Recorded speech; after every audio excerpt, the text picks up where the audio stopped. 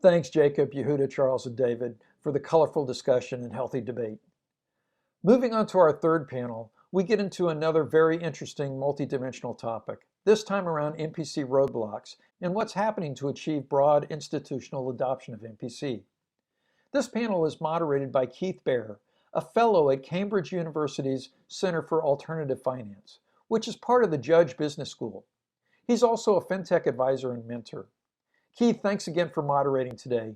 Please further introduce your panel's topic and panelists.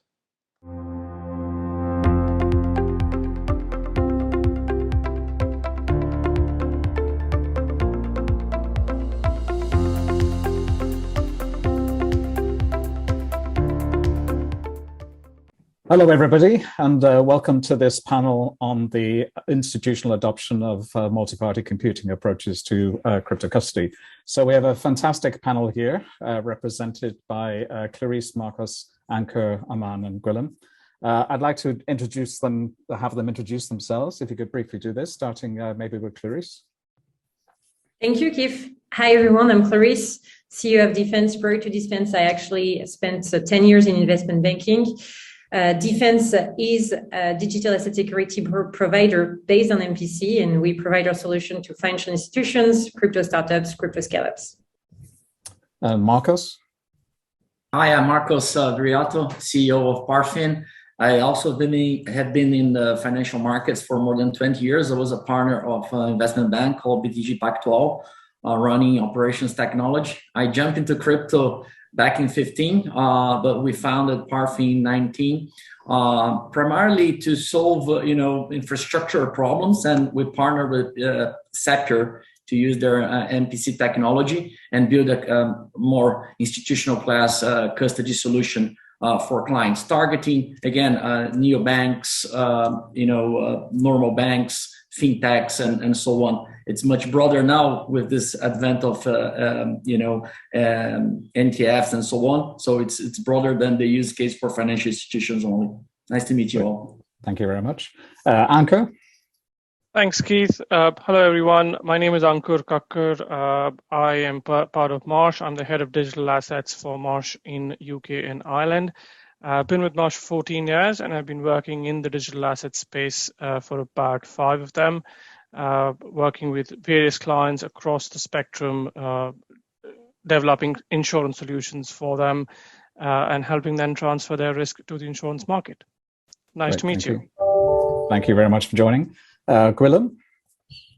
Hello, and thanks for having me. Nice to meet you, everyone.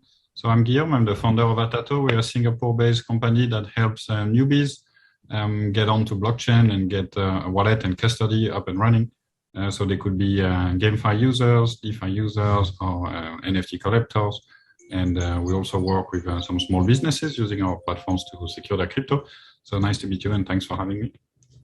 And last but not least, Aman? Hi, guys. I'm Aman. I'm the Chief Technology Officer for State Street Digital Assets. So that's a brand new arm that was created in State Street mid last year in order to help our institutional clients really thrive within the new digital ecosystem and help everyone find their new place in this brand new value chain that the crypto ecosystem has created for all of us. Great, thanks very much. And as you'll see, we have a wonderful cross-section of both roles, geographies, and experiences as far as the panel is concerned. So I'd like to kick things off just in terms of a general question. How well perceived do you think and understood is MPC by institutions today? Clarisse, do you want to kick off this conversation? Of course. Well, I think there's still a lot of education to be made about MPC. So a few years ago, I would say mostly since 2019, MPC has raised interest of institutions, and institutions have been interested in solutions that MPC were bringing compared to, for instance, cold storage solutions. But we still have a lot of education to be made, mostly around the implementation of MPC, the usage of MPC, the security around MPC. They are all talking about MPC. Not all of them have purchased MPC solution yet. Great. And Aman, anything to add to that from a State Street perspective in terms of how well you think MPC is understood by institutions? Absolutely. So I think there is certainly a great interest in MPC now more than ever. And I think the proof is in the pudding. So for example, if we look at the that MPC custody providers like Fireblocks, Copper, they're raising money at multi-billion-dollar valuation. If we look at independent MPC providers like Curve, it was acquired by PayPal. Shardex was acquired by Gemini. Unbound was acquired by Coinbase. So there is so much activity that is happening in the MPC market at the moment and over the last 2 years that it is completely unprecedented, because MPC by itself as a technology has been there for a very long time. But it's, I think, larger institutions have now suddenly started accepting its value in the crypto space, and that is clearly being reflected as to what's happening in the market. Great, thank you. So obviously there's a lot of activity and excitement around MPC at the moment. That kind of raises the question, what are the biggest barriers to institutional adoption of MPC? Guillaume, any comments you would make on that? Sure, and from our perspective, I think the biggest barrier is the lack of standardization of the MPC technology. Clarisse was mentioning education and the need for it. Our view is that this is made difficult by the fragmented ecosystem and the very subtle nuances that exist between the different MPC solution providers, which in our view makes it a little bit difficult to build trust in the technology communities. And from our perspective, working with institutions in Southeast Asia, most of the questions we receive are around the differences between one protocol versus another. So we think that this is the main factor limiting adoption, although it's still pretty strong in Southeast Asia, and most banks and exchanges in the region use PC-based custody solutions today. Okay. And any additional comments, Marcos, from your point of view? Any barriers that you see? Yeah, I think again, despite of the, as Aman said, despite of being for 10 years or so the MPC technology, I think there lack of knowledge or specifics in cryptography, especially professionals that understand the mathematics of the algorithms. This brings a complexity. So if you go to a big bank and they don't have resources to really understand, analyze, integrate to the different blockchain protocols, despite of the more commonality around the signatures, ECDSA or EDSA. So you have to understand clearly, how the protocol works, how that will interact with the MPC technology. That's bring a huge barrier, in my view, to find professionals with such experience to deploy within a bank. And again, which could be an opportunity for us, So anyone else have any comments on this question? Yeah, I would just add over there, and to the previous question as well. I think technology always moves a lot faster than people's understanding. And therefore, and there have been too many changes in the crypto industry from a technology standpoint over the last 3-4 years. And there are a lot of people who are still grappling with what is a blockchain. I'm sure everybody on this panel and people who are listening in understand what a blockchain is. But we started off from sharding to multi-signature, and now we're to MPC. Whereas a lot of people still are unable to understand what blockchain or multi-signature is. For us, it might seem to be very easy, but not for everybody else. And I think that's the biggest issue, that there is not a lot more education happening in this space by everybody involved. And thanks to MPC Alliance for putting this together to educate the general public about what MPC is and how it's all mathematics at the end of the day. And this is something which will help in future adoption of MPC. Right, thanks very much. And maybe Clarisse? if I can have just one point to build on what was just said. Financial institutions are risk adverse. They will come to the crypto market when they have safe and sound infrastructure, when they understand the product and the solutions. Now, what is making this environment even more complex is also the lack of support from regulators or the lack of guidance from regulators. When you're told that being a custodian, you need to prove that you actually own a key, a private key, and when some solution, some company comes to you by saying, oh, we have a great solution that actually splits this private key, so you don't have this issue of managing that private key, this creates a big issue. And I'm going to talk from experience. We were in an RFP, big, large RFP, and we were asked to provide actually a legal opinion to confirm the fact that with our solutions, regulators would understand that our clients would still be in control of the private key. So all that to say that regulation is also still a barrier, and the lack of guidance around what solutions can a financial institution pick in order to become registered as a custodian is also a barrier. Now, in most of main markets, in France, in the UK, in the US, there has been some registered custodian being registered with MPC solutions. So it's slowly moving, but we're still lacking that guidance that brings discomfort to financial institutions. Do you have any view on how that issue could be helped by greater? How can regulators gain access to better education about MPC, or are there other initiatives that would really help regulators understand the nature of the technology and the nature of the risks? I think Guillaume talked about standardization. That's definitely one part of the solution. Of course, education, and that's the mission of MPC Alliance, but also proof of time. And I think it's the beginning of this technology, and time will also make its work. Okay, thank you. Okay, one important factor around the usage of MPC is around insurance coverage. So Ankur, maybe if I could turn to you, and what is required to get good insurance coverage for MPC-based crypto custody, in your view? Sure. So just, before diving into the fact of MPC insurance and all of that, I think you need to understand as to what insurance is available for crypto companies or digital asset companies as a whole, and how this evolved.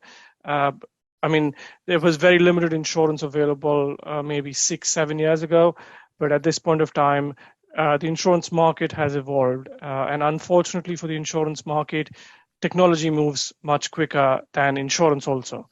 And the insurers are at this point of time trying to understand what the technology is, and therefore they need third parties to understand what the technology is, to make them understand the mathematics behind it. There are various kinds of products which are available currently. We work with a number of digital asset companies to provide all of those products, but the capacity is limited at this point of time as compared to what clients are expecting or are looking for, or as compared to the assets under custody which they have. Going back to Clarisse's point of regulations, and if the regulations come into the space, that's when more insurance solutions and capacities will come into the space as well. MPC is a new and innovative solution from an insurance standpoint.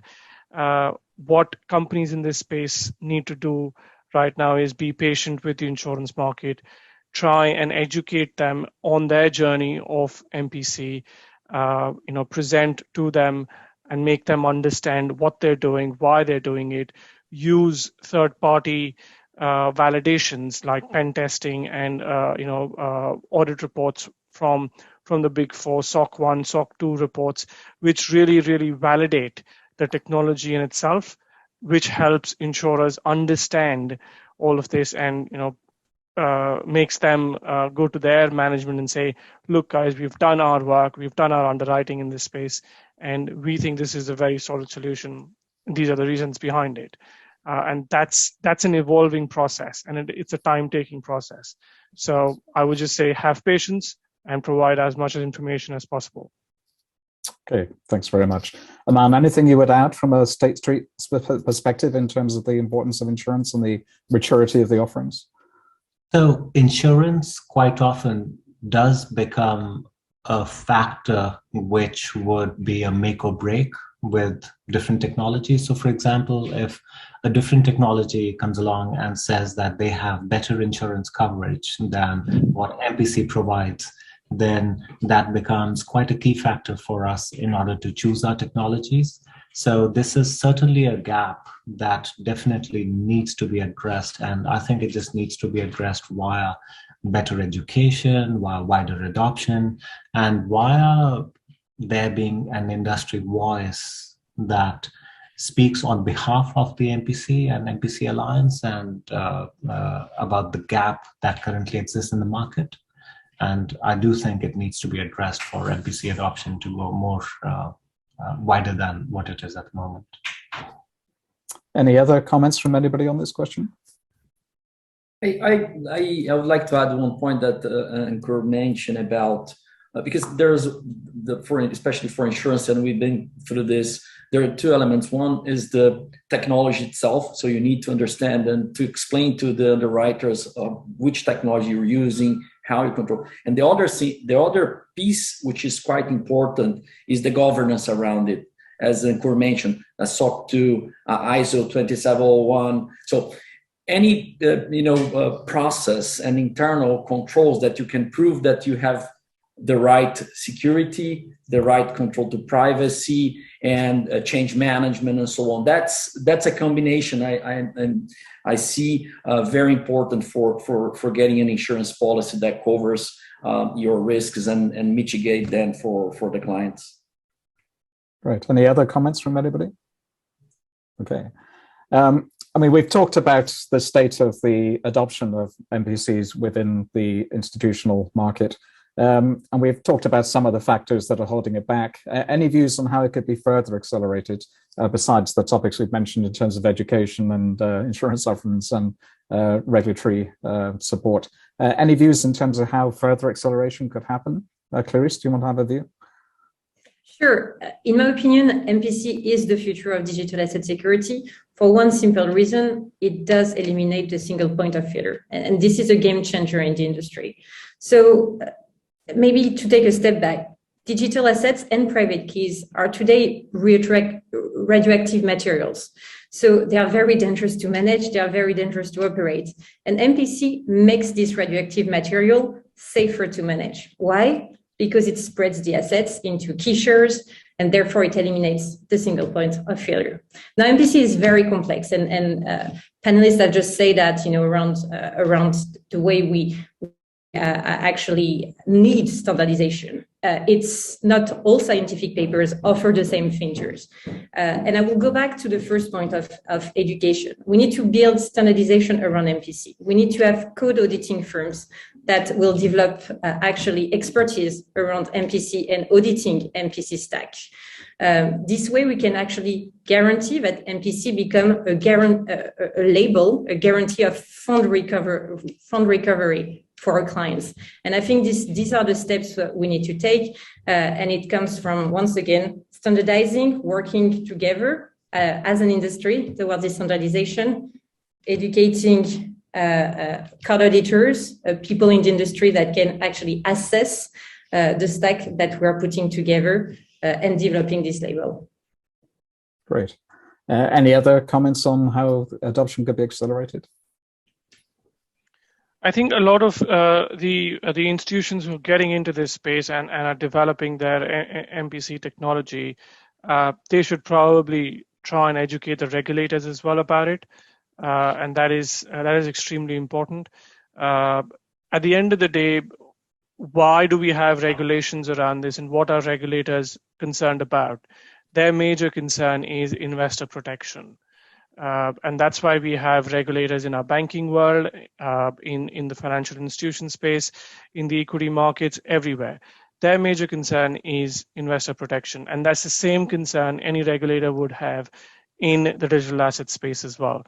And therefore, anybody and everybody who's developing MPC tech or utilizing it should reach out to the regulators, try and educate them so that we can go back to the point of standardization, which Guillaume raised as well. The regulators can then decide depending on hearing everybody out as to what they think could be the best way forward. I'm not saying they are the best in the position to decide that, but at least they're making an informed decision at that point of time. Great, thank you. So there's an awful lot of discussion and controversy around the metaverse and Web3 at the moment, obviously. Depending on your point of view, you might see it as a fantastic new opportunity or a hype bubble. Regardless of that, I just wonder what your view is on what effect Web3 may have on MPC adoption. Aman, any views from your perspective? So, Web3. So the whole point of Web3 is empowerment of the masses. We can empower the masses if we can keep the masses safe. And MPC is the technology which can truly allow the masses to, for example, adopt a technology which will keep their assets safe.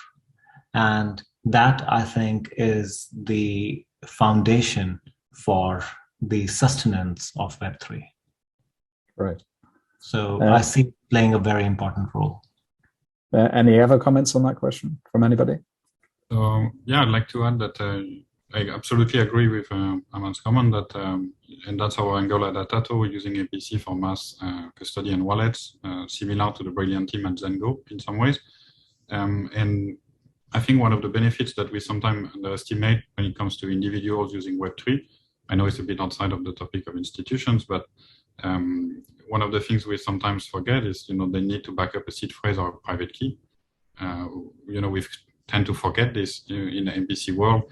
And like Clarisse said, this eliminates a single point of failure. And I think that institution adoption will come when the masses demand and use it as well. And so it's very important to me that MPC can be deployed to the individual. And going back to standardization, I can only hope for the day where we have an open MPC. If some of you remember web browsing in the 90s before OpenSSL came up, there was very, very few usage of SSL. Some people were buying products from RSA and other companies, a bit similar to what we see today in the MPC space, in my opinion. So I'm hopeful that an open MPC type solution will, reach the market in the coming years. Great. Any other thoughts on this question from anybody else? I think most of you've seen a lot of big financial institutions open their branches and their launches into the metaverse in different protocols. I think there's still a lot to be run by those institutions in terms of what to explore really on the metaverse, what to offer, which financial services we will give to your clients on this digital or this virtual world, right? But ultimately, I agree that MPC can play an important role interacting with these different protocols because the interoperability it's key for this, right? You're going to have the central land or the sandbox, so you're going to have multiple worlds, and I believe MPC would allow you to give this interoperability to the different protocols. But how the institutions will therefore leverage this and offer services, that's still a question mark. But I think that they're going in good directions, and that's not only for institutions. You see a lot of corporates, right, opening their venues into the metaverse world and Web 3.0. So it's going to be quite interesting. But again, if you have a good MPC technology which interact with multiple protocols, that can be a key solution to support this new world. Great. Okay, we only had 30 minutes for this panel, so I'd like to turn to one last question, and for each of you to give your views on this, which is really, what do you think the future holds for MPC? Will it become mainstream in 1 year or 10 years? Clarisse, do you want to kick off? I think I started already answering this question previously. I'm a big believer in MPC. I think, and you mentioned Web3, so as we're building the foundation of the Web3 economy, we need to have custody solution that is also trustless. Now, nothing is really trustless. What is trustless? So if you don't trust a third party, you need actually to trust the technology. And I think this is the work we're trying to do at the MPC Foundation Alliance, It's to actually build the trust in MPC and try to find the way, whether it's for the education, standardization, to have people build technology that is safer, that people can trust, so we can actually build trustless solution to enable people to mass adopt Web3 and all the creators globally to start building in a Web3 model. Great, fantastic. Marcus, from your point of view? When I look at the whole digital asset space, I think what will be game changing will be the central bank digital currencies.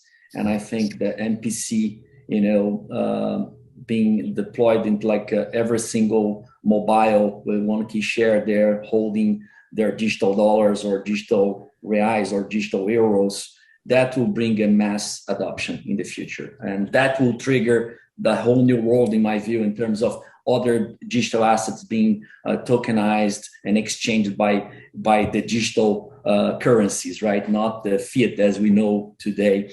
And I think that will be, a game change. And I believe that MPC can play a very, very important role, right? So you could have a key share in every single mobile, and the other key share with the financial institutions or wallet providers, whatever it is. And in a very secure way, you could hold your digital money, right? And I think that's going to be the future, in my view, and will trigger, a lot of other, digital assets to be exchanged, to hold it, and so on. Very interesting comments. And I do know that two central banks I'm aware of are asking themselves whether those CBDC implementations need to interface to DeFi, to your point. So it can be interesting, I think. Ankur, your views on this future-looking question? Sure. I think MPC is here to stay. I think it is. It's a good technology for us to have. I'll go back to my previous comments. We get regulators on board. MPC can be used across the board for anything and everything. And that's all we need to do at this point of time. How soon regulators come on board? Well, your guess is as good as mine. But I think all of us need to work together in order to get regulations on board. Great, thank you. Guillaume, from your perspective? So I guess in Southeast Asia, the adoption is quite strong already for MPC. Most of the financial institutions, digital asset service providers are already very familiar using the solution for a few years, maybe, coming from the fact that some of those initiatives are more recent, perhaps, than they were in Europe or US. I guess they adopted immediately the more efficient technology. And when it comes to the future of MPC, I think a lot has been shared already regarding digital asset and transaction signing. To us at Atato, what is exciting about blockchains is, the ecosystem of dApps, and in particular, the composability of dApps. A common pain point today on blockchains is the lack of privacy. So I'm hopeful that as the research advances in MPC and other areas of privacy preserving computing, we'll be using MPC not just for signing transactions, which is excellent, but pretty basic in the grand scheme of things, but that we'll be using it in broader applications of secure computing. So I'm looking forward to advances in research in that area. Great, fantastic. And finally, any closing comments from you, Aman, on this point? Sure. So lately, zero trust has become quite a key theme in cybersecurity. But one thing that we don't realize is that the very foundation of MPC is zero trust, and it has been doing that even before anyone's even coined the term. So because what MPC allows you to do is it allows you to share data and share results without ever having to decrypt them.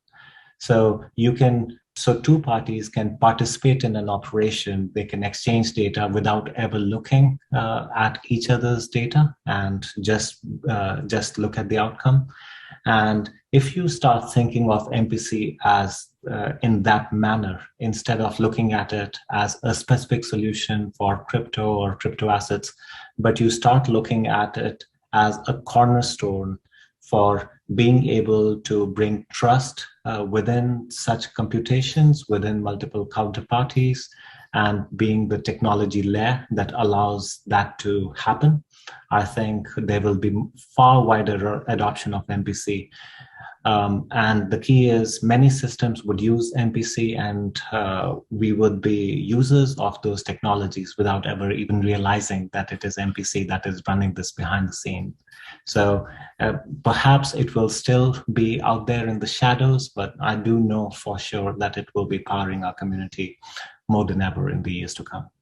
And that's a fantastic way to close the panel, I think. So I'd like to thank you all for giving a fantastic discourse on MPC, why it's important, the institutional adoption, the barriers, and what the future looks like. So thank you all for your time. And thank you, Frank, for all your work behind the scenes. Thank you. Thank you.